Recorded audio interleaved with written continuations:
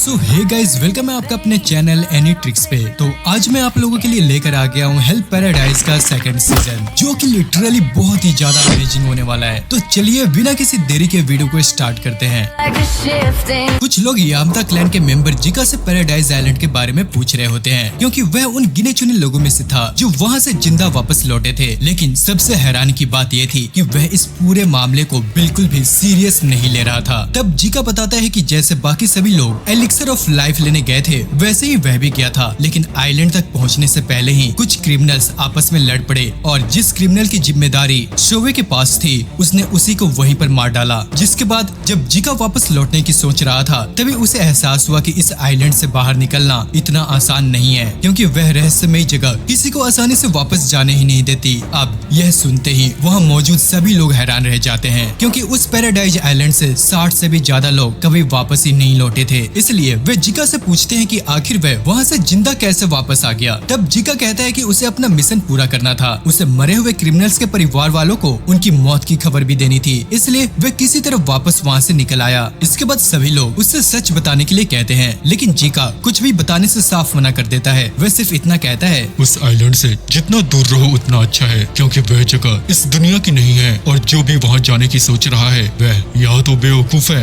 या फिर बच्चा। जिका की यह बात सुनते ही वहाँ का माहौल गर्मा जाता है। सभी लोगों को लगता है कि वह सीधे सीधे आर्मी कमांडर का मजाक उड़ा रहा है। तभी जिका का साथी बिना कुछ बोले अपना सिर झुका देता है और उसकी तरफ से माफी मांगने लगता है। लेकिन एक आदमी फिर भी गुस्से में खड़ा रहता है। तभी उसके पास खड़ा दूसरा आदमी धीरे से कहता है, जिस इंसान ने अभी सिर झुकाया है, अगर उसने अपनी तलवार निकाल ली तो यहाँ कोई भी जिंदा नहीं बचेगा। बस इतना सुनते ही सब लोग वहाँ पर शांत हो जाते हैं और जिका की बात को वहीं पर खत्म कर देते हैं। आर्मी कमांडर कहता है, इस बार यामता क्लैन के लोगों को दोबारा पैराडाइज आइलैंड पर जाना होगा, लेकिन इस बार उनका मकसद सिर्फ लड़ना नहीं, बल्कि वहाँ की हर चीज को ध्यान से ऑब्जर्व करना होगा और इस मिशन पर कौन जाएगा इसका फैसला शुगेन करेगा। अब हम देखते हैं कि मीटिंग खत्म होते ही सभी लोग बाहर निकलने लगते हैं। तभी जिका हंसते हुए कहता है, हम समुराय तो बस प्यादे हैं, हमारी जान की कोई कीमत ही नहीं है। अब ये सुनकर शुगेन तुरंत उसे डांट देता है। पहले तो जिका हमेशा की तरह मजाक करता रहता है, लेकिन जब वह शुगेन को देखता है कि वो सीरियस है, तो लास्ट में अपनी गलती मानकर माफी मांग लेता है। शुगेन कहता है कि इस समय एजेंट की गैर मौजूदगी में वही इस मिशन का इंचार्ज है और वह नहीं चाहता कि उसकी जिम्मेदारी में कोई भी गलती हो। अब ये सुनकर जिका हंसता है और कहता है, ठीक है, तुमने तो मुझे इम्प्रेस कर दिया। अब ये बताओ कि इस बार किन लोगों को लेकर जा रहे हो। तब शुगेन बताता है कि इस बार इवाका कुरे के शिनोबी मिशन पर जाएंगे। असल में जब नए लोगों का सिलेक्शन किया जा रहा था, तब इवाका कुरे के शिनोबियों ने लगभग सभी क्रिमिनल्स को मार दिया था। इसलिए आर्मी कमांडर ने वही मौजूद 4 शिनोबियों को चुन लिया और उनके चीफ ने भी इसकी इजाजत दे दी, क्योंकि इस आइलैंड पर उनका भी एक जरूरी काम अधूरा रह गया था। फिर शुगेन जिका की तरफ देखकर कहता है, और हाँ, इस बार तुम भी हमारे साथ चल रहे हो, इसलिए अच्छे से तैयारी कर लो। बट हम देखते हैं कि ये सुनते ही जिका का चेहरा उतर जाता है। वह तुरंत कहता है, बिल्कुल नहीं, मैं उस नर्क में दोबारा नहीं जाने वाला। अब शुगेन सीरियस होकर कहता है, आइजेन ने दूसरे दिन रिपोर्ट भेजने का वादा किया था, लेकिन आज तीसरा दिन है। सिर्फ आइजेन ही नहीं, टेंजा, सागरी, किशो और बाकी सभी लोगों की भी कोई खबर ही नहीं है। इसलिए अब वह और इंतजार नहीं करेगा, इस बार वह खुद आइलैंड पर जाकर मिशन पूरा करेगा। उसी समय हम देखते हैं कि एक आदमी जिका से कहता है, यार उस चीज का क्या करे जिसे तुम अपने साथ लेकर आए थे। तभी पता चलता है कि जिका पैराडाइज आइलैंड से एक भयानक मॉन्स्टर की लाश लेकर आया था, ताकि वह सबको दिखा सके कि वह जगह कितनी खतरनाक है। लेकिन उसे मौका ही नहीं मिला, इसलिए वह कहता है कि अब उसे फेंक दो। तभी हमें एक और चौंकाने वाली बात पता चलती है। शुगेन भी ताओ को महसूस कर सकता है। सिर्फ ताओ को महसूस करके ही वह समझ जाता है कि वह मॉन्स्टर पूरी तरह मर चुका है। वहीं दूसरी तरफ रियान अपने साथी को ताओ के बारे में समझा रहा होता है। वह कहता है कि ताओ ही जीवन की असली पावर है। अगर कोई जरूरत से ज्यादा ताओ का इस्तेमाल करता है तो उसका असर सिर्फ शरीर पर नहीं बल्कि आत्मा पर भी पड़ सकता है। अब इतना सुनकर उसका साथी पूछता है कि क्या शरीर और आत्मा अलग अलग चीजें हैं। रियान यहाँ पर कहता है, नहीं, दोनों ताओ के ही अलग अलग रूप है। तभी हम देखते हैं कि ताओफू वहाँ पर आ जाती है और रियान को आगे कुछ भी बताने से रोक देती है, क्योंकि उसने वादा किया था कि वह किसी को भी यह राज नहीं बताएगा। इसके बाद वहाँ का माहौल अचानक बदल जाता है। सभी लोग आराम कर रहे होते हैं और एक छोटी सी पार्टी चल रही होती है। ताओफा रियान को वहाँ की ट्रेनिंग दिखाती है। वह बताती है कि अलग अलग तरीकों से की गई ट्रेनिंग से ताओ और भी मजबूत होता है। लेकिन रियान कहता है, यार मेरे हिसाब से सबसे अच्छी ट्रेनिंग तो नेचर के बीच होती है, एकदम मजा ही आ जाता है यार। इस पर ताओफा कहती है कि हर इंसान का ताओ अलग होता है, इसलिए दूसरों के साथ मिलकर ट्रेनिंग करने से से नई पावर पैदा होती है। अब इसी बीच ताउफा नया बना हुआ एलेक्सियर यूज को देती है, लेकिन वह उसमें एक जरूरी चीज डालना भूल जाती है, इसलिए वह जिन से पूछती है, लेकिन उसे भी इसके बारे में कुछ पता नहीं होता। उधर दूसरी तरफ सागरी और उसके साथियों ने अपने साथी को दफना दिया होता है। इसके बाद सागरी कहती है कि वे अभी टेंशन के इलाके में है, इसलिए यहाँ ज्यादा देर रुकना ठीक नहीं होगा, उन्हें तुरंत यहाँ से निकलना चाहिए। अब सभी लोग उसकी बात मान लेते हैं। फिर सागरी कहती है कि उनका असली टारगेट गाबी मारू और एलेक्सियर ऑफ लाइफ है। उसे पूरा यकीन है कि गाबी मारू एलेक्सियर की तलाश में आगे जरूर आएगा, इसलिए सबसे सही होगा कि वे महल के बाहर मिले। लेकिन तभी यूजुरिहा सबको रोकते हुए कहती है, अरे रुको, पहले मेरी बात तो सुनो। यूजुरिहा सागरी से कहती है, यार क्या सच में हमारा सबसे पहले बाकी लोगों से मिलना जरूरी है? और क्या इस वक्त हमें अभी भी एलेक्सियर ऑफ लाइफ की चिंता करनी चाहिए? वे आगे कहती है कि इस आइलैंड पर सिर्फ बाहर घूमने वाले मॉन्स्टर ही नहीं है, बल्कि टेंशन भी है, और वे उनसे कहीं ज्यादा खतरनाक है। इसलिए उनके हिसाब से अब मिशन पूरा करने से ज्यादा जरूरी यहाँ से जिंदा निकलना है। बट हम देखते हैं कि सागरी उसकी बात से बिल्कुल भी सहमत नहीं होती। वह कहती है कि वे बाकी सभी लोगों से जरूर मिलेंगे। इसके बाद सागरी यूजुरिहा से कहती है, यार तुम ऐसा इसलिए कर रही हो क्योंकि अब तुम्हें समझ आ गया है कि यह एलेक्सियर ऑफ लाइफ जैसा कुछ है ही नहीं। तुम चाहती हो कि ज्यादा से ज्यादा यामादा क्लैन के लोग तुम्हारा साथ दे, ताकि जब तुम खाली हाथ लौटो तो आर्मी कमांडर तुम्हें दोस्त न दे। यानी तुम यह सब अपने फायदे के लिए कर रही हो। लेकिन यहाँ पे यूजुरिहा हंसते हुए कहती है, यार तुम गलत समझ रही हो। मैं भी चाहती हूँ कि हम सब साथ में इस आइलैंड से बाहर निकले, इसलिए तुम्हारा प्लान मुझे पसंद आया। लेकिन अगर हम बाहर जाएंगे तो सबके साथ जाएंगे और उसमें गाबी मारू भी शामिल होगा। हालांकि वह ये भी कहती है कि इसकी कोई गारंटी नहीं है कि गाबी मारू अभी तक जिंदा होगा। फिर यूजुरिहा एक और बात बताती है। वह कहती है कि उसे पूरा यकीन है कि गाबी मारू इस रास्ते से होकर गुजरा है, क्योंकि गेट के पास उसे एक पूरी तरह जला हुआ इलाका मिला था और उसके हिसाब से ऐसा सिर्फ गाबी मारू ही कर सकता है। अब यह सुनकर साकरी को भी उम्मीद मिल जाती है, इसलिए दोनों गेट के बाहर मिलने वाले प्लान पर सहमत हो जाते हैं। लेकिन तभी यूजुरिहा सागरी से एक ऐसा सवाल पूछती है जिसका उसके पास कोई भी जवाब नहीं था। अगर गाबी मारू सच में मिल गया तो तुम उसे उसकी पत्नी के बारे में क्या बताओगी? वहीं दूसरी तरफ गाबी मारू अपने साथियों के साथ टेंशन के महल की तरफ बढ़ रहा होता है और मई उन्हें रास्ता दिखा रही होती है। चलते चलते गाबी मारू अपने ही ख्यालों में खो जाता है। आखिर मैं यहाँ आया ही क्यों था? मेरी यादें अभी तक वापस क्यों नहीं आई? जो कुछ भी मुझे बताया गया उसे तो यही लगता है कि यह मिशन बेकार है। तो क्या मैं सिर्फ आदेश मान रहा हूँ या फिर इसके पीछे और कोई वजह है? अगर है तो मुझे याद क्यों नहीं आ रही? सुनो, सब ठीक है ना? अरे हाँ, सब ठीक है। लेकिन तभी उनके सामने अचानक चोबे और टोमा आ जाते हैं। चोबे हंसते हुए कहता है, अरे हम तो एक ही टीम है ना। और अगले ही पल वह सीधे गाबी मारू पर अटैक कर देता है। अब ये देखकर फूची चिल्लाता है, रुको, हमें आपस में नहीं, साथ मिलकर लड़ना चाहिए। पर हम देखते हैं कि यहाँ पर टोमा साफ मना कर देता है। उधर गाबी मारू और चोबे की लड़ाई शुरू हो जाती है। जैसे ही चोबे हमला करता है, गाबी मारू एक ही झटके में उसकी गर्दन तोड़ देता है। फिर वह कहता है, साथ मिलकर लड़ना बिल्कुल बेकार है। लेकिन अगले ही पल मई गाबी मारू को वार्निंग देती है, सुनो, इसकी तौब बहुत ज्यादा है। और सच में दोस्तों, जिस चोबे की गर्दन अभी टूटी थी वह तुरंत खड़ा हो जाता है। इसके बाद वह गाबी मारू को पकड़कर जोर से जमीन पर पटक देता है। फूची और ब्लेड ड्रैगन ये देखकर दंग रह जाते हैं, क्योंकि चोबे ने अपनी टूटी हुई गर्दन पल भर में ही ठीक कर ली थी। तब फूची सोचता है, कल रात ये लोग जिन इमोर्टल मॉन्स्टर की बात कर रहे थे, क्या चोबे भी उन्हीं की तरह हो गया है क्या? अगर ऐसा है तो मुझे किसी भी तरह इससे सारी जानकारी निकालनी होगी। अब इधर गाबी मारू बिना समय गवाए फिर से अटैक कर देता है, लेकिन इस बार चोबे उसकी लात पकड़ लेता है और उसे फिर से जमीन पर पटक देता है। अब गाबी मारू समझ चुका था कि सिर्फ ताकत से ये लड़ाई जीती नहीं जा सकती। वह सबसे पहले चोबे की आंखों पर हमला करता है, फिर उसके दिमाग को निशाना बनाने की कोशिश करता है। लेकिन चोबे भी पीछे हटने वालों में से नहीं था। वह गाबी मारू को जोरदार लात मारता है, लेकिन उसी पल गाबी मारू उसके पैर को अपने दांतों से पकड़ लेता है और उसकी टांग का मांस ही नोच लेता है। फिर भी चोबे की आंखें और पैर कुछ ही सेकंड्स में दोबारा से हिल हो जाते हैं। अब ये देखकर हर कोई हैरान रह जाता है। इसके बाद गाबी मारू लगातार उसके हर वाइटल पॉइंट पर हमला करता रहता है। दोनों की स्पीड और ताकत इतनी जबरदस्त थी कि दूर से देखने वालों को ऐसा लग रहा था जैसे दो खुखार जानवर एक दूसरे को फाड़ डालने पर उतर आए हों। अब यहाँ पर गाबी मारू मन ही मन कहता है, यह भी बाकी लोगों जैसा ही है, इसे तब तक तोड़ना होगा जब तक यह दोबारा उठ ही ना सके। यही इवागाकुरे का तरीका है। लेकिन अगले ही पल चोबे एक बार फिर खुद को पूरी तरह से हील कर लेता है। फिर जमीन पर इतनी जोर से लात मारता है कि पूरी जमीन ही हिल जाती है। इसके बाद वह गाबीमारू की तरफ देखकर कहता है, शुरू में तुम मुझे काफी ताकतवर लगे थे, इसलिए मैंने तुम्हारे कुछ वार झेल लिए, लेकिन अब समझ आ गया तुम उतने भी खास नहीं हो। अब यह कहकर चोबे फिर से अटैक कर देता है। गाबीमारू भी उसी समय पलटवार करता है, लेकिन इस बार चोबे पहले ही समझ जाता है कि गाबीमारू कहाँ हमला करने वाला है। वह तुरंत मुक्का मारकर उसे रोक देता है, पर फिर भी गाबीमारू मौका देखकर उसकी 2 उंगलियां काट लेता है। अब यह देखकर ब्लेड ड्रैगन भी समझ जाता है गाबीमारू पहले जितना ताकतवर नहीं रहा। अब यह देखकर ब्लेड ड्रैगन को लगने लगता है कि शायद गाबीमारू अपने बेहोश होने की वजह से कमजोर हो गया है। इसलिए वह मेई से पूछता है कि आखिर उसके साथ हो क्या रहा है। तब मेई बताती है कि गाबीमारू के ताव में कुछ गड़बड़ है। वह कहती है, मैं जितना भी ध्यान से महसूस करने की कोशिश करती हूँ, फिर भी कुछ अजीब सा लग रहा है, जैसे उसके ताव में कोई जरूरी चीजें गायब हो। मेई आगे समझाती है कि ताव में ताकत और कमजोरी दोनों का होना जरूरी है। कमजोरी ही ताकत का बीज होती है, लेकिन गाबीमारू के अंदर वह बीज नहीं है, यानी उसने अपने अंदर की कोई बहुत जरूरी चीज खो दी है।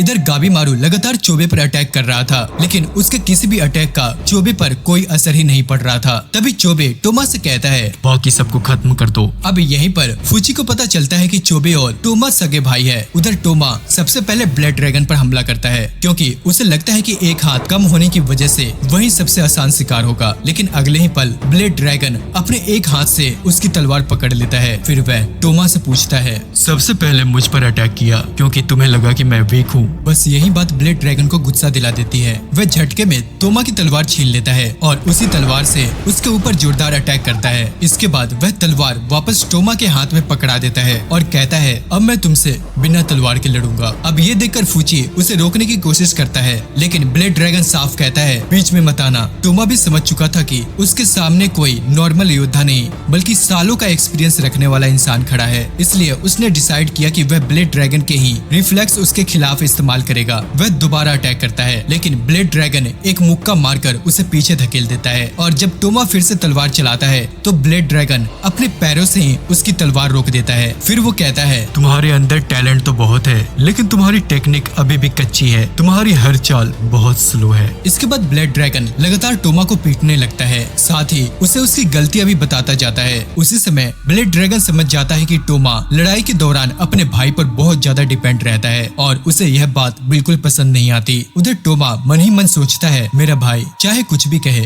मैं हमेशा उसके साथ रहूंगा, हमें किसी और की जरूरत नहीं है। वह आगे सोचता है कि बड़े बड़े ग्रुप उसे कभी पसंद नहीं आए। जिन लोगों को हम लीड करते हैं वे सिर्फ हमारे मोहरे हैं। मेरे लिए सिर्फ मेरा भाई ही सबसे ज्यादा मायने रखता है। अब ये सोचकर टोमा फिर से अपनी पूरी पावर के साथ ब्लेड ड्रैगन पर टूट पड़ता है। इस बार ब्लेड ड्रैगन भी हैरान रह जाता है, क्योंकि इतने कम समय में ही टोमा पहले से काफी बेहतर हो चुका था। उधर टोमा अपने दोषी को फूची और मेई पर हमला करने का ऑर्डर देता है। फूची मेई से कहता है, तुम पीछे रहो, मैं इसे देखता हूँ। यह दुश्मन सच में बहुत ताकतवर है, लेकिन मैं इसे हरा सकता हूँ। ताव की वजह से मैं निंजा की हर हरकत साफ देख पा रहा हूँ, और अगर मुझे चोट भी लगी तो मैं खुद को दोबारा ठीक कर सकता हूँ। अब उसे दोषी की बात याद आ जाती है। उसने कहा था कि मेरा ताव बहुत पावरफुल है, लेकिन अगर मैंने इसे कंट्रोल करना नहीं सीखा तो यही ताकत मेरे ऊपर हावी हो सकती है। इधर चोबे एक बार फिर गाबीमारू को जमीन पर पटक देता है। अब गाबीमारू समझ चुका था कि बिना फोकस के वह यह लड़ाई नहीं जीत सकता, इसलिए वह अपने दिमाग में चल रही सारी उलझनों को भुलाने की कोशिश करता है। तभी उसे अपने शिनोबी होने का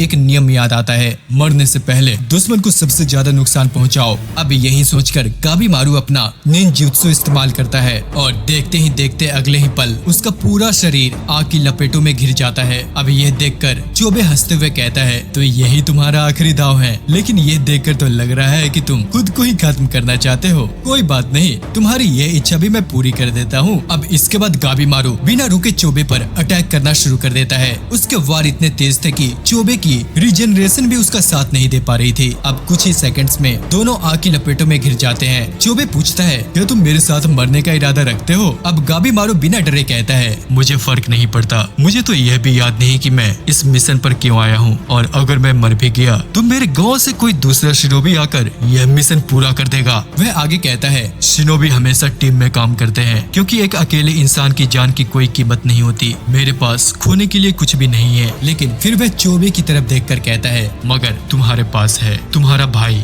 अब ये सुनते ही चोबे का फेस चेंज हो जाता है। उसे एहसास होता है कि अगर उसने अभी पूरी पावर नहीं लगाई तो वह तोमा को खो देगा। इसलिए वह अपने अंदर का सारा ताव एक साथ रिलीज कर देता है। उधर दूसरी तरफ फूची ने दोषी को बुरी तरह से घायल कर दिया होता है और उसी पल चोबे पूरी तरह ट्रांसफॉर्म हो जाता है। चोबे का नया रूप देखकर वहाँ मौजूद हर कोई हैरान रह जाता है और अगले ही पल चोबे अपनी पूरी पावर के साथ गाबीमारू पर टूट पड़ता है। गाबीमारू भी पीछे नहीं हटता। वह अपना निंजुत्सु इस्तेमाल करके चोबे को आग में घेरने की कोशिश करता है, लेकिन चोबे किसी तरह खुद को बचा लेता है और फिर से पलटवार करता है। अब गाबीमारू और भी ज्यादा आग फैला देता है, लेकिन इसकी सबसे बड़ी कीमत वही चुका रहा था, क्योंकि इस बार निंजुत्सु इस्तेमाल करने से उसकी अपनी जान भी धीरे धीरे खत्म हो रही थी। उधर चोबे को अचानक अपने चारों तरफ सिर्फ अंधेरा दिखाई देने लगता है। उसके सामने एक काला सा बाउंडर बन जाता है जिसके बीच में सिर्फ गाबीमारू खड़ा दिखाई दे रहा था। उसे समझ ही नहीं आ रहा था कि आखिर उसके साथ हो क्या रहा है, इसलिए वह बिना सोचे समझे लगातार गाबीमारू पर अटैक करता रहता है। तभी मेई सोचती है आखिर गाबीमारू ताव का इस्तेमाल क्यों नहीं कर रहा। हम देखते हैं कि उसे तुरंत जवाब भी मिल जाता है। गाबीमारू ताव का इस्तेमाल इसलिए नहीं कर पा रहा था क्योंकि वह उसके बारे में भूल चुका था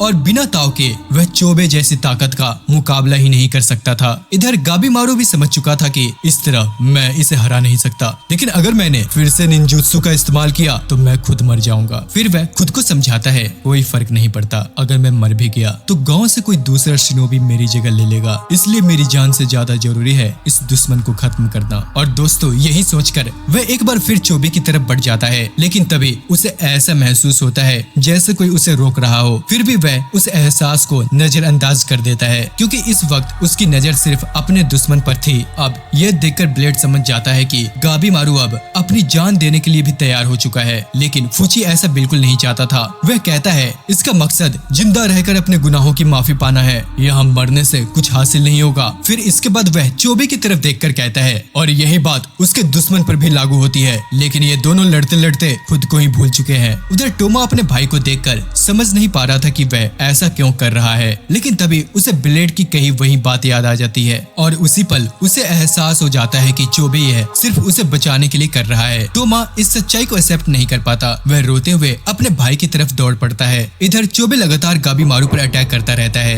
लेकिन तभी उसकी आंखों के सामने फिर से अंधेरा छाने लगता है, यहाँ तक कि उसे अपना नाम भी याद नहीं रहता। उसी वक्त उसे टोमा की आवाज सुनाई देती है। जब वह होश में आता है तो देखता है कि उसने अपनी गलती से टोमा को ही घायल कर दिया है। अब यहाँ पर टोमा रोते हुए कहता है भैया मुझे माफ कर दो, मुझे हमेशा लगता था कि हम दोनों साथ लड़ते हैं, लेकिन सच तो यह है हर बार तुम अकेले ही लड़ते रहे क्योंकि मैं बहुत कमजोर था। तुम्हें कभी मुझ पर भरोसा ही नहीं हुआ, लेकिन अब होश में आओ, मैं तुम्हारा सिर्फ एक हिस्सा हूँ, जबकि मेरे लिए तुम ही मेरी पूरी दुनिया हो। अब अपनी भाई की यह बात सुनते ही चोबे होश में आ जाता है और उसी पल गाबीमारू मौका देकर दोनों को आग में जलाने के लिए आगे बढ़ जाता है। अब ये देखकर मेई जोर से चिल्लाती है रुक जाओ, अगर तुमने और ताकत इस्तेमाल की तो तुम मर जाओगे, लेकिन गाबीमारू उसकी एक भी बात नहीं सुनता। आखिर में मेई अपनी पावर का इस्तेमाल करती है और उनके पैरों के नीचे की पूरी जमीन तोड़ देती है। अचानक सभी लोग नीचे गिरने लगते हैं। गाबीमारू किसी तरह ऊपर चढ़ जाता है और चोबे के ऊपर एक बड़ा पत्थर फेंक देता है, लेकिन चोबे पहले टोमा को ऊपर उछाल देता है और खुद गहरी खाई में गिर जाता है। गिरते हुए वह सिर्फ एक बात कहता है मेरा इंतजार करना। उधर अपनी पूरी ताकत इस्तेमाल करने की वजह से मेई बेहोश हो जाती है। ब्लेड तुरंत उसे संभाल लेता है, जबकि फूची घायल दोषी को साथ लेकर आगे बढ़ जाता है। लेकिन तभी दोनों देखते हैं कि मेई का शरीर अचानक बड़ा होने लगा है। अब ये देखकर ब्लेड पूरी तरह से हैरान रह जाता है। उसे समझ ही नहीं आता कि आखिर ये हुआ कैसे, लेकिन फूची हमेशा की तरह कहता है अगर मैं इसका डिसेक्शन करूँ तो शायद सब समझ आ जाए। अब ये सुनकर ब्लेड उसे बेवकूफ कहता है, क्योंकि इस वक्त किसी को भी समझ नहीं आ रहा था कि आखिर वहाँ चल क्या रहा है। वहीं दूसरी तरफ सागरी और उसके साथी आखिरकार महल से बाहर निकलने के लिए तैयार हो जाते हैं, लेकिन जैसे ही वह बाहर आते हैं उनके सामने का नजारा पूरी तरह से बदल चुका होता है। चारों तरफ सब कुछ अलग दिखाई दे रहा था, यहाँ तक कि एक अजीब सी आवाज भी सुनाई दे रही थी जिसे वहाँ मौजूद किसी और ने महसूस ही नहीं किया। तब शियन सभी को आगे बढ़ने के लिए कहता है। चलते चलते होको अपने आप से सोचने लगता है तो यह जगह सच में एक लेबोरेटरी थी, एक आर्टिफिशियल आइलैंड। मुझे पहले से ही लग रहा था कि यहाँ कुछ तो गड़बड़ है, लेकिन अब जब इंसान ने टेंशन को हरा दिया है तो शायद यह आइलैंड भी बदलना शुरू कर देगा, बस पता नहीं तब तक मैं अपने होश में रहूंगा या नहीं। इसी दौरान महल के गेट पर सागरी और उसके साथी सीधे गाबी मारू के ग्रुप से टकरा जाते हैं। उन्हें देखकर फूची को अच्छा लगता है और वह तुरंत बाकी लोगों के बारे में पूछने लगता है। उधर सागरी गाबी मारू की हालत देखकर घबरा जाती है। वह मई की तरफ देखकर पूछती है, क्या इसने फिर से अपनी पावर का इस्तेमाल किया है? इसी बीच फूची पहली बार होको को बात करते हुए देखता है। वो उसे पूछता है कि आखिर ये है कौन? तब होको कहता है, मई को बचाने के लिए तुम सबका थैंक्स। मुझे लगा था मैं इसे दोबारा कभी नहीं मिल पाऊंगा। लेकिन अगले ही पल होको की नजर घायल दोषी पर पड़ती है। उसे देखकर वह भी हैरान रह जाता है। वहीं दूसरी तरफ फूची अभी तक यही सोच रहा था कि आखिर कोई इंसान सिर कटने के बाद भी बोल कैसे सकता है। तब होको कहता है, पिछले 1000 सालों से मैंने ऐसे इंसान कभी नहीं देखे जिन्होंने दोषी को भी मार गिराया और एक टेंसेन को भी हरा दिया। शायद तुम लोग इस आइलैंड की किस्मत बदलने वाले हो। अब कुछ देर के बाद फूची को सा की मौत के बारे में पता चल जाता है। वह चुपचाप उसकी कब्र के पास जाता है और उसके साथ बिताए हुए पलों को याद करके रो पड़ता है। उधर शियन सभी को गिनती करता है और उसे पता चलता है कि अब इस आइलैंड पर सिर्फ 8 लोग ही जिंदा बचे हैं। तब वह सबको तुरंत उस महल से दूर जाने के लिए कहता है, क्योंकि किसी भी वक्त दूसरा टेंशन उन पर अटैक कर सकता था। इसलिए सागरी इसके लिए मना कर देती है, क्योंकि इस वक्त गाबी मारू और मई दोनों की हालत बहुत खराब थी। यह देखकर सागरी बिना कुछ कहे मई को अपने गले से लगा लेती है। 3 दिन के अंदर इतने सारे लोगों की मौत हो चुकी थी कि किसी को भी यकीन नहीं हो रहा था। तभी फूची दुखी होकर कहता है, मुझे पता है ये सब आर्मी कमांडर के आदेश पर हो रहा है, लेकिन यह मिशन सच में बहुत खतरनाक है। लेकिन ब्लेड ड्रैगन उसकी बात काटते हुए कहता है, अरे इतना इमोशनल मत बनो। यहाँ आने से पहले भी हम एक दूसरे को मार रहे थे। क्या तुम्हें सच में लगा था कि हम सब दोस्त बनकर वापस जाएंगे? अब ये सुनकर शियन भी उसकी बात से सहमत हो जाता है। लेकिन ब्लेड ड्रैगन की अगली बात सुनकर सभी चौंक जाते हैं। वह कहता है, तोमा एक गद्दार था और अब जब वह कुछ बोल भी नहीं रहा तो उसे यही खत्म कर देना चाहिए। लेकिन सागरी तुरंत इसके खिलाफ खड़ी हो जाती है। वह कहती है, मैं अब किसी और को मरते हुए नहीं देखना चाहती। जरूरत पड़ने पर वह ब्लेड ड्रैगन का सामना करने के लिए भी तैयार हो जाती है। तभी यूजुरिहा दोनों को रोकते हुए कहती है, पहले गाबी मारू को देख लो, उसकी हालत सबसे ज्यादा खराब है। अब इसके बाद सागरी तुरंत गाबी मारू का इलाज करने लग जाती है, क्योंकि वह बेहोश पड़ा था। लेकिन ब्लेड ड्रैगन कहता है, यह अपने जख्मों की वजह से बेहोश नहीं हुआ, मैंने खुद इसे बेहोश किया है, क्योंकि यह लड़ाई रोक ही नहीं रहा था। उसी समय सीएन गाबी मारू को देखकर कहता है, इसके ताव की मात्रा बहुत कम हो चुकी है, अगर ऐसा ही रहा तो यह भी मर सकता है। मैंने इसके जख्म भरने की कोशिश की, लेकिन कोई फायदा नहीं हुआ। ऐसा लग रहा है सिर्फ इसका शरीर ही नहीं बल्कि इसका ओरिजिनल ताओ भी बुरी तरह घायल हो चुका है। इतने में गाबी मारू को होश आ जाता है। वह तुरंत उठने की कोशिश करता है, लेकिन सागरी और ब्लेड ड्रैगन उसे आराम करने के लिए कहते हैं। असल में गाबी मारू की याददाश्त अभी तक वापस नहीं आई थी, इसलिए वह फिलहाल बाकी लोगों की बात मानने का फैसला करता है ताकि किसी को उस पर शक न हो।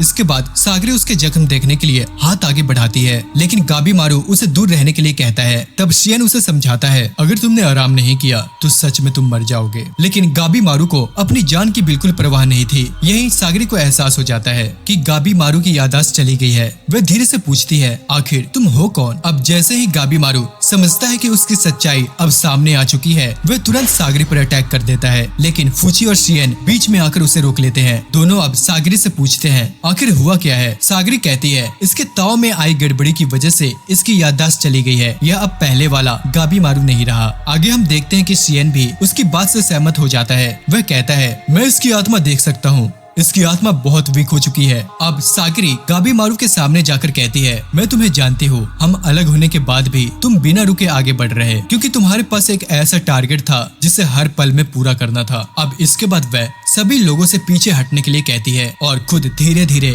गाबी मारू के पास जाती है। उधर गाबी मारू सोच रहा था, क्या मुझे इसे मार देना चाहिए? लेकिन पता नहीं क्यों सागरी को देखते ही उसके अंदर एक अजीब सी घबराहट होने लगती है। सागरी कहती है, क्या तुम सच नहीं जानना चाहते कि तुम यहाँ क्यों आए हो? अभी तुम्हारी याददाश्त चली गई है, लेकिन एक ऐसा ताव है जो तुम्हारे साथ पूरी तरह मेल खाता है, वही तुम्हें ठीक कर सकता है। इसलिए सबसे पहले हम वही कोशिश करेंगे। वो आगे कहती है, और हाँ, मुझे डरने की जरूरत नहीं है, मैं तुम्हारी बहुत खास साथी हूँ, इसलिए प्लीज मुझ पर भरोसा करो। अब इसके बाद सागरी गाबी मारू को छूने की कोशिश करती है, लेकिन गाबी मारू बार बार उसका हाथ हटा देता है। आखिरकार सागरी का पेशेंस जवाब दे देता है। वह गाबी मारू को जमीन पर गिरा देती है और उसके ऊपर बैठ जाती है। फिर वह हंसते हुए कहती है, अब समझ में आ गया, तुमने जरूरत से ज्यादा ताव इस्तेमाल किया है। मैंने कहा था ना कि मैं तुम्हारी इम्पोर्टेंट साथी हूँ, लेकिन सच तो ये है कि हमारा रिश्ता उससे भी कहीं ज्यादा गहरा है। फिलहाल बस इतना समझ लो कि हमें तुम्हारी जरूरत है। हम देखते हैं कि गाबीमारू उसे बार बार हटाने की कोशिश करता है, लेकिन उसके शरीर में इतनी ताकत ही नहीं बची थी। अब ये देखकर सागरी खुद भी हल्का सा मुस्कुरा देती है। उधर ब्लेड ड्रैगन हैरान होकर पूछता है, क्या ये लोग बोची जुत्सु कर रहे हैं? अरे नहीं, लेकिन ये उसे मिलता जुलता है। स्पर्श के जरिए ताओ एक दूसरे तक पहुंच रहा है, इसलिए गाबीमारू धीरे धीरे ठीक हो रहा है। अब ये देखकर शियन और यूजिरिहा दोनों हैरान रह जाते हैं। शियन को एहसास हो जाता है कि गाबीमारू और सागरी का ताओ एक दूसरे के साथ पूरी तरह मेल खाता है और दोनों के बीच ऐसा रिश्ता है जिसके बारे में शायद उन्हें खुद भी नहीं पता। अब कुछ देर के बाद गाबीमारू को महसूस होने लगता है कि उसकी ताकत वापस लौट रही है। तब सागरी उससे कहती है, अगर हमें इस आइलैंड से जिंदा निकलना है तो हमें साथ मिलकर लड़ना होगा। फिर वह कहती है, क्या तुम्हें किसी और से भी मिलना नहीं है? बस इतना सुनते ही गाबीमारू की खोई हुई यादें वापस आने लगती है और उसे अपनी वाइफ की याद आ जाती है। उधर चोबे काफी दूर जा गिरता है। कुछ देर के बाद उसका शरीर फिर से नॉर्मल हो जाता है। वह खुद से कहता है, तो ताओ ने मेरे शरीर पर कब्जा कर लिया था, यहाँ तक कि मैं खुद को भी भूल गया था। फिर उसके फेस पर स्माइल आ जाती है। ताओ सच में बहुत मिस्टीरियस और खतरनाक पावर है, लेकिन अगर मैंने इसे पूरी तरह सीख लिया तो मुझे कोई भी नहीं रोक पाएगा। तभी वह देखता है कि उसकी चारों तरफ बहुत सारे सोजा खड़े हैं। उन्हें देखकर चोबे हैप्पी हो जाता है, क्योंकि अब उसे ताओ की प्रैक्टिस करने के लिए ढेर सारे दुश्मन मिल चुके थे। वहीं दूसरी तरफ सभी लोग वापस उसी गुफा में पहुंच जाते हैं जहां उन्होंने पिछली रात बिताई थी, क्योंकि वहां मॉन्स्टर से बचना आसान था। लेकिन शियन सभी को सावधान रहने के लिए कहता है, क्योंकि टेंशन वहां भी कभी भी पहुंच सकते थे। अब ये सुनकर ब्लेड ड्रैगन पूछता है, क्या टेंशन सच में इतने खतरनाक है? तब यूजिरिहा सीरियस होकर आंसर देती है, तुम्हें अंदाजा भी नहीं है, जिस टेंशन को हमने मारा था उसे हराने के लिए हम 5 लोगों को मिलकर लड़ना पड़ा था। उधर रियान को मुंह की मौत की खबर मिल चुकी थी, इसलिए वे बिना देरी किए उसके कातिलों को ढूंढने के लिए निकल पड़ता है। इधर शियन गाबीमारू से पूछता है, क्या तुम भी किसी टेंशन से लड़े थे? गाबीमारू हाँ कहता है, क्योंकि अब उसकी याददाश्त धीरे धीरे वापस आने लगी थी। इसके बाद वह सभी से अपनी हरकतों के लिए माफी मांगता है। फिर इसके बाद वह कहता है, अब मुझे ताओ की असली ताकत का एहसास हो गया है और जो लोग इस ताओ को कंट्रोल करते हैं यानी टेंशन, वे हमारी सोच से भी ज्यादा खतरनाक है। तभी यूजिरिहा कहती है, इसलिए मैं शुरू से कह रही हूँ कि हमें जितनी जल्दी हो सके इस आइलैंड से निकल जाना चाहिए। उन पागल मॉन्स्टर से लड़ने से अच्छा है कि हम वापस जाकर आर्मी कमांडर को पूरी सच्चाई बता दे। बट यहाँ पर गाबीमारू तुरंत मना कर देता है। वह कहता है, अगर मैं खाली हाथ वापस गया तो मैं अपनी पत्नी से कभी नहीं मिल पाऊंगा, इसलिए मुझे हर हाल में माफी चाहिए और उसके लिए एलिक्सिर ऑफ लाइफ लेकर जाना ही होगा। तब यूजिरिहा एक चौंकाने वाली बात यहाँ पर कहती है, क्या तुम्हें नहीं लगता कि तुम्हारी पत्नी सिर्फ एक इल्यूजन हो सकती है? वे आगे कहती है, शिनोबी गांव का चीफ लोगों को इल्यूजन से कंट्रोल करता है, इसलिए हो सकता है कि तुम्हारी पत्नी असल में कभी थी ही नहीं। अब कुछ पल के लिए वहाँ पर सन्नाटा छा जाता है, लेकिन गाबीमारू बिना डरे जवाब देता है, इसका जवाब मुझे मेन लैंड पर वापस पहुंचकर मिल जाएगा, लेकिन जब तक मुझे सच पता नहीं चलता मेरा टारगेट नहीं बदलेगा। यूजिरिहा फिर कहती है, लेकिन टेंशन खुद कह चुके हैं कि इंसानों के लिए एलिक्सियर ऑफ लाइफ जैसी कोई चीज है ही नहीं, और अगर तुम्हारी पत्नी सच में नहीं हुई तो फिर यह सब करने का क्या मतलब? अब इस बार गाबीमारू की आवाज पहले से काफी ज्यादा स्ट्रॉन्ग थी। तुम कुछ भी कह लो, लेकिन मुझे पूरा यकीन है कि मेरी पत्नी सच में मौजूद है। यूजिरिहा पूछती है, तुम्हारे पास इसका कोई सबूत है? अब यहाँ पर गाबीमारू साइलेंट हो जाता है। फिर वो कहता है, मैं इसे शब्दों में साबित नहीं कर सकता, लेकिन मुझे उसकी छोटी छोटी बातें याद है। उसकी आवाज, उसकी स्माइल, उसके लंबे और सॉफ्ट हाथ, उसके बालों की खुशबू, मुझे सब याद है। फिर वह पहली बार अपनी पत्नी का नाम लेता है। उसका नाम यूई है और मुझे पूरा यकीन है वह कोई इल्यूजन नहीं है। अगर तुम्हें सबूत चाहिए तो मुझे इस आइलैंड से निकलकर उससे मिलना होगा। अब ये सुनकर सागरी के चेहरे पर स्माइल आ जाती है। यहाँ तक कि ब्लेड ड्रैगन भी पहली बार गाबीमारू की बात से इम्प्रेस्ड हो जाता है। अब उसे समझ आ गया था कि गाबीमारू सिर्फ अपने लिए नहीं बल्कि अपनी पत्नी के लिए लड़ रहा है। तभी यूजिरिहा कहती है, एक शिनोबी को कभी अपनी वीकनेस नहीं बतानी चाहिए। पर यहाँ पर शियन हंसते हुए जवाब देता है, यही उसकी सबसे बड़ी ताकत भी है। जब भी गाबीमारू अपनी पत्नी के बारे में सोचता है तो उसका ताव कई गुना बढ़ जाता है। उधर चोबे अकेले ही सारे शोजों को खत्म कर चुका था। तभी वहाँ रियान पहुँच जाता है। वह सीधे चोबे से पूछता है, क्या मुंह को तुमने मारा है? अब जवाब का इंतजार किए बिना रियान अपने ताव से उस पर तुरंत अटैक कर देता है, लेकिन चोबे अपना कटा हुआ हाथ पल भर में ही फिर से जोड़ लेता है। अब ये देखकर रियान की दिलचस्पी और बढ़ जाती है। वहीं दूसरी तरफ घायल दोषी वहाँ से भागने की कोशिश करता है, लेकिन फुची उसे जाने देता है। वह कहता है आज इतनी मौतें देखने के बाद मेरा किसी को भी काटने का मन नहीं है। उधर मई की तबीयत लगातार बिगड़ती जा रही थी। सागरी तुरंत फूची से उसका इलाज करने के लिए कहती है क्योंकि वह ठीक ही नहीं हो रही थी। इसी दौरान यूजिरिहा पूछती है आखिर मई है कौन, वह टेंशन जैसी ताकत कैसे इस्तेमाल कर रही है। फूची यहाँ पर आंसर देता है मेरे पास अभी पूरी जानकारी नहीं है, लेकिन मैं इसके बुखार की दवा बना देता हूँ। बदले में मुझे मई से टेंशन के बारे में सब कुछ जानना होगा। फिर वह सीरियस होकर कहता है मेरे परिवार का एक सदस्य मर चुका है, इसलिए अब मैं पूरी सच्चाई जानना चाहता हूँ। तुम लोग आखिर हो कौन और चाहते क्या हो, उसके बाद ही तय करूंगा कि तुम्हें माफ करना है या नहीं। लेकिन मई तो ठीक से बोल भी नहीं पाती, तुम इसकी बात समझोगे कैसे। अब फूची यहाँ पर हंसकर जवाब देता है अब मुझे इसकी आदत हो गई है। फिर वह सागरी को दवा बनाने में मदद करने के लिए बुला लेता है। उधर गाबीमारू 4 लोगों को अपने सामने बुलाता है। यह देखकर ब्लेड ड्रैगन पूछता है क्या करने वाले हो। गाबीमारू यहाँ पर कहता है मेरी याददाश्त तो वापस आ गई है, लेकिन मेरा बैटल इंस्टिंक्ट अभी भी वीक है, इसलिए मैं चाहता हूँ तुम सब मिलकर मुझ पर अटैक करो।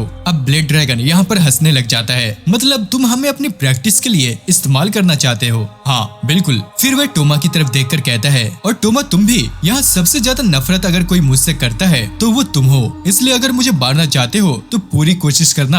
अब यहाँ पर ब्लेड ड्रैगन टोमा को वार्निंग देता है अगर इस मौके का फायदा उठाकर कोई चाल चली तो मैं खुद तुम्हें मार दूंगा। अब इसके बाद वह टोमा के हाथ खोल देता है और उसकी तलवार भी वापस दे देता है। उधर गाबीमारू मन ही मन सोचता है चोबे और दोषी से लड़ने के बाद मुझे समझ आ गया कि सिर्फ ताओ पर भरोसा करना भी खतरनाक है, लेकिन बिना ताओ के टेंसेन को हराना भी नामुमकिन है। इसलिए मुझे यह सीखना होगा कि ताओ का इस्तेमाल कब और कैसे करना है। अब कुछ ही देर में चारों लोग गाबीमारू पर अटैक करने के लिए तैयार हो जाते हैं। गाबीमारू सिर्फ एक ही बात कहता है थैंक यू। अब ये सुनकर ब्लेड ड्रैगन भी हैरान रह जाता है और अगले ही पल टोमा अपनी पूरी रफ्तार से गाबीमारू पर टूट पड़ता है। गाबीमारू सोचता है यह बहुत तेज है, लेकिन इस पर मुझे आंखों से नहीं ताओ से महसूस करना होगा। और जैसे ही वह ताओ पर ध्यान देता है वह आराम से टोमा और ब्लेड ड्रैगन दोनों के अटैक से बच जाता है। फिर वह सोचता है ब्लेड ड्रैगन मुझसे कहीं ज्यादा ताकतवर है, सीधी ताकत से मैं इसे हरा नहीं सकता, इसलिए लेकिन अगर इसके ताव के कमजोर हिस्से पर वार करूं तो छोटा सा अटैक भी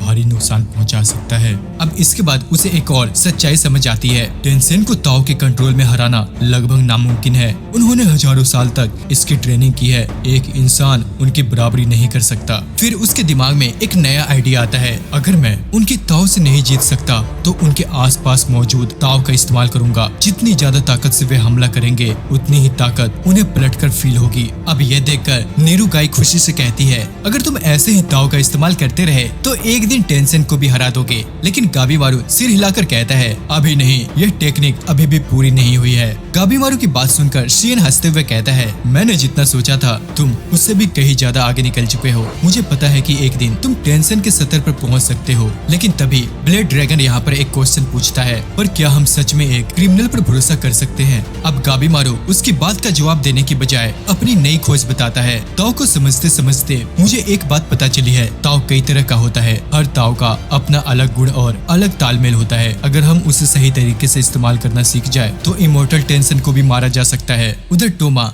धीरे धीरे ब्लेड ड्रैगन के पास जाता है। ब्लेड ड्रैगन को लगता है कि शायद वह फिर से लड़ाई करने आया है, लेकिन अगले ही पल टोमा उसके सामने घुटनों पर बैठ जाता है। मुझे लड़ना सिखाइए, मैं जिंदा रहना चाहता हूँ, पर मैं तुम पर भरोसा क्यों करूँ। अब इसका जवाब देने के लिए टोमा अपनी तलवार निकालता है, लेकिन हमला करने की बजाय अपने लंबे बाल खुद की काट लेता है। यह मेरी कसम है, मैं आपको पसंद नहीं करता, लेकिन मैं जानता हूँ कि आप मुझसे कहीं ज्यादा पावरफुल है। अगर कोई मुझे मजबूत बना सकता है तो वह सिर्फ आप है। ब्लेड कुछ पल उसे देखता रहता है, फिर आखिरकार वह मान जाता है। टोमा आगे कहता है मैं किसी भी कीमत पर पावरफुल बनना चाहता हूँ ताकि अपने भाई पर बोझ न बनूं, बल्कि उसके साथ कंधे से कंधा मिलाकर लड़ सकूं। अभी मेरा सबसे बड़ा टारगेट सिर्फ अपने भाई को बचाना है, बाकी सबसे हिसाब मैं बाद में भी कर सकता हूँ। उधर रियान से लड़ते हुए चोबे को एक बात समझ में आ जाती है, यह दोषी से भी ज्यादा पावरफुल है और शायद उसी का टेंशन है जिससे मैं पहले लड़ चुका हूँ। अब यहाँ पर रियान कहता है कमाल है, तुमने 2 अलग अलग ताव को मिलाकर एक नई पावर बना ली, यह सच में अमेजिंग है। फिर वह समझाता है यहाँ के तानहुआ फूल इंसानों को टैन में बदल देते हैं। इस वक्त वे तुम्हारे ताव को खा रहे हैं, लेकिन फिर भी तुमने अपनी कॉन्शियसनेस नहीं दिखाई। 1000 सालों में मैंने ऐसे पहली बार देखा है। अब मुझे तुम्हारे शरीर पर रिसर्च करनी होगी। इतना कहकर रियान ताओ की कई लहरों से चोबे पर अटैक कर देता है। चोबे तुरंत समझ जाता है जनरल तरीकों से मैं इसे हरा नहीं सकता, शायद मुझे फिर वही पावर इस्तेमाल करनी पड़ेगी, लेकिन पता नहीं इस बार मैं उसे कंट्रोल कर पाऊंगा या या नहीं। फिर वह खुद से कहता है सोचने का समय खत्म हो चुका है, अब या तो मैं मरूंगा या फिर मारूंगा। और दोस्तों अगले ही पल वह महसूस करता है कि जड़ें उसके पूरे शरीर में फैल रही है। नहीं, मुझे होश नहीं खोना है बस। अब इतना सोचते ही चोबे दोबारा अपने डिमोनिक फॉर्म में बदल जाता है। ये देखकर रियान भी चौंक जाता है। चोबे बिजली जैसी रफ्तार से अटैक करता है और एक ही बार में रियान का हाथ उड़ा देता है। फिर वह लगातार अटैक करता है और रियान के शरीर को टुकड़े टुकड़े कर देता है। एक पल के लिए रियान भी हैरान रह जाता है। अब चोबे इंतजार करता है, लेकिन इस बार रियान दोबारा नहीं जुड़ता। उसे लगता है कि उसने आखिरकार रियान को मार दिया, लेकिन उसी समय उसका अपना शरीर जवाब देने लगता है। वह दोबारा जनरल रूप में लौटने की कोशिश करता है। तभी उसके पीछे से अचानक रियान की आवाज आती है। चोबे पलटकर देखता है और वहाँ पर हैरान रह जाता है, क्योंकि वहाँ सिर्फ एक नहीं बल्कि कई सारे रियान खड़े थे। रियान कहता है यकीन नहीं होता, तुमने तानहुआ के ताव का इस्तेमाल किया और फिर भी अपनी कॉन्शियसनेस बचा रखी। मैंने 1000 सालों में ऐसे कभी नहीं देखा। पहले तो मैं सिर्फ तुम्हें टेस्ट करना चाहता था, लेकिन अब मुझे तुम्हें अपने साथ कैसल ले जाना होगा, क्योंकि मुझे तुम्हारे ऊपर रिसर्च करनी है। अब चोबे आखिरी बार अटैक करने की कोशिश करता है, लेकिन अब उसका शरीर अपनी लिमिट तक पहुंच चुका था। रियान उसे देखकर कहता है अगर ऐसे ही लड़ते रहे तो मर जाओगे, अब आराम करो। और इतना कहकर वह ताओ की मदद से चोबे को बेहोश कर देता है। बेहोश होने से पहले चोबे धीरे से बड़बड़ाता है, तोबा, मैं वापस आऊंगा, यह मेरा वादा है। लेकिन उसी पल उसे ऐसा महसूस होता है जैसे उसका अपना शरीर धीरे धीरे टूट रहा हो। जब चोबे की आंखें खुलती है तो वह खुद को एक बिस्तर पर बंधा हुआ पाता है। वह समझ ही नहीं पाता कि आखिर वह है कहाँ। तभी हम देखते हैं कि रियान अपने फीमेल फॉर्म में उसके सामने आता है। चोबे सरप्राइज होकर पूछता है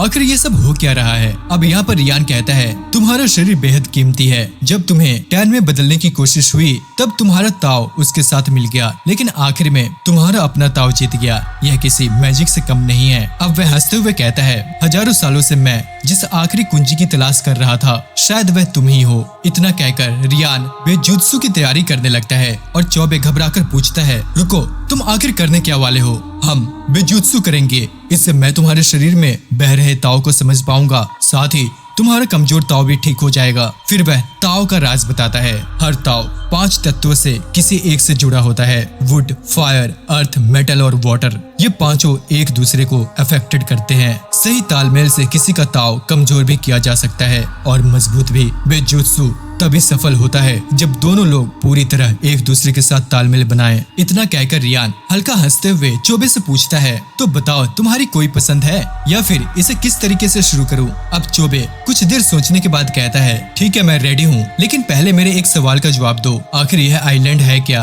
और तुम लोग यहाँ पर कर क्या रहे हो? उधर हम देखते हैं कि मैं भी फुची और बाकी लोगों को इस आइलैंड की पूरी सच्चाई बता रही थी। वह बताती है टेंसेन और इस पूरे आइलैंड को सिर्फ एक इंसान ने बनाया था। वह मेनलैंड का एक महान तपस्वी था जो इमोर्टैलिटी पर रिसर्च कर रहा था। फिर मई समझाती है ताओ मत के अनुसार इस दुनिया की हर चीज ताओ से बनी है। जब वह तपस्वी इस आइलैंड पर आया तब उसे ताओ को सीधे कंट्रोल करने का तरीका मिल गया। इसके बाद उसने बार बार लिविंग बींग्स के ताओ को जोड़कर यूज किए। ट्रायल एंड एरर करते करते आखिरकार उसने टेंसेन को बना दिया, यानी एक ऐसा जीव जो इंसान और पौधे का मेल थे। और इसी वजह से वे न पूरी तरह से मेल है और न ही पूरी तरह से फीमेल। वह अपनी इच्छा से दोनों रूपों की ताकत इस्तेमाल कर सकते हैं। और सबसे बड़ी बात, उन्होंने हजारों सालों तक लगातार अपने ताव को मजबूत किया है, जबकि सामान्य जीव समय के साथ अपने ताव खो देते हैं। इसलिए कोई भी नॉर्मल इंसान उनका मुकाबला नहीं कर सकता। लेकिन मई एक होप भी बताती है, फिर भी उन्हें हराने का एक तरीका है और उसका नाम है ताओ। अब ये सुनकर गाबीमारू पूछता है अगर वे इतने ताकतवर है तो फिर इस आइलैंड पर ही क्यों रह रहे हैं? ताओ मत में